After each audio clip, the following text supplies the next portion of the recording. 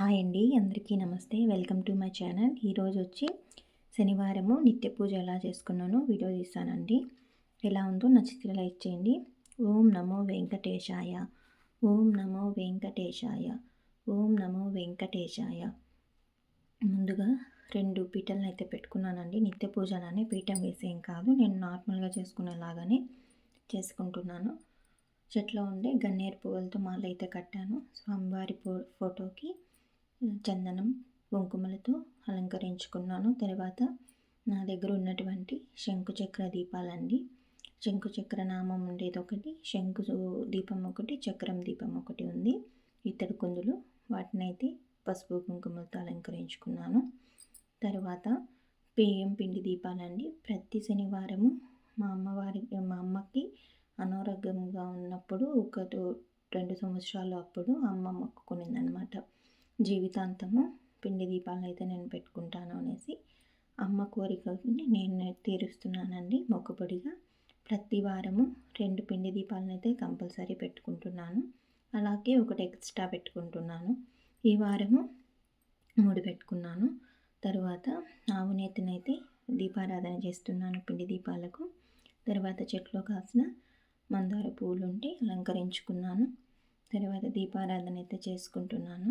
ఓం నమో వెంకటేశాయ, ఓం నమో శ్రీనివాసాయ, ఓం నమో గోవిందాయ నమః అంటూ స్వామివారి నామాలను తలుచుకుంటూ దీపారాధన అయితే చేసుకుంటున్నానండి.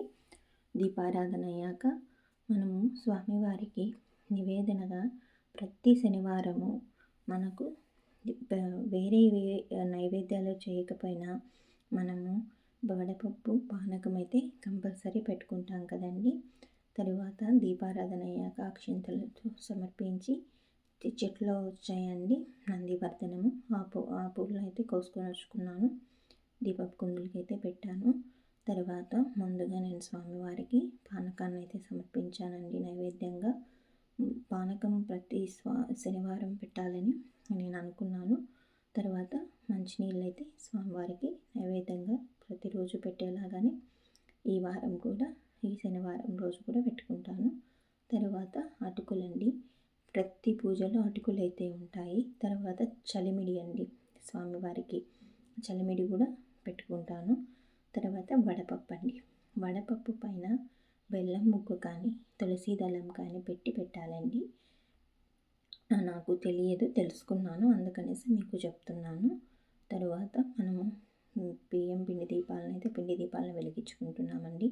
బియ్యం పిండి దీపాలు వెలిగించుకునేటప్పుడు తప్పనిసరిగా వెంకటేశ్వర స్వామి నామాన్ని జపిస్తూ దీపారాధన చేసుకోవాలి. ఓం నమో వెంకటేశాయ, ఓం నమో వెంకటేశాయ, ఓం నమో వెంకటేశాయ అనుకుంటూ దీపారాధన అయితే చేసుకున్నానండి. మీరు కూడా అలాగే చేసుకోండి. తర్వాత దీపారాధన అనంతరము పుష్పాన్ని సమర్పించాలండి.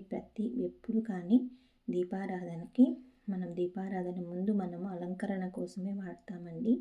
దీపారాధన చేశాక పెట్టే పుష్పానికి మనం పూజా ఫలితం అనేది వస్తుందండి. చూడండి, దీపారాధన అనంతరం మనము పుష్పాన్ని సమర్పించి తర్వాత అగరబత్తీలతో ధూపం అది వేస్తామండి. అగరబత్తీలు ఉన్నా వేసుకోవచ్చు. తర్వాత ధూపం స్టిక్స్ అన్నీ యూజ్ చేస్తాం కదా, అది ఉన్నా వేసుకోవచ్చు. తర్వాత నేను తులసి దళాలు ఉంటే స్వామివారి నామాన్ని జపిస్తూ ఓం నమో వెంకటేశాయ, ఓం నమో వెంకటేశాయ, ఓం నమో వెంకటేశాయ అనుకుంటూ స్వామివారికి తులసి దళాలైతే సమర్పించానండి. గోవింద నామాలు కూడా చదువుకోవచ్చు, సహస్రనామాలు చదువుకోవచ్చు, ఏదైనా స్వామివారికి సంబంధించినవి చదువుకోవచ్చండి. తర్వాత ధూపం వేస్తున్నాను. ప్రతి రోజు కూడా ధూపం వేయడం వల్ల పూజలో కొంచెం పాజిటివ్ వైబ్స్ అనేది వస్తాయండి. అందుకనేసి ధూపం వేస్తున్నాను. తర్వాత మనం ఎప్పుడు కూడా భక్తి శ్రద్ధలతో చేసుకుంటూ వెళ్ళాలండి పూజనైతే. మనము కోరడం అనేది ఇక్కడ ముఖ్యం కాదండి. మనకు భక్తి ఎంత ఉన్నది అదే మనకు స్వామివారికి తెలుస్తుంది. తరువాత కర్పూర నీరాజనం అయితే స్వామివారికి సమర్పిస్తున్నాను. అప్పుడు కూడా మంగళహారతిలాగా స్వామివారికి పాటలు అవి పాడుకుంటూ కూడా ఇవ్వచ్చు. వీడియో నచ్చితే లైక్ చేయండి.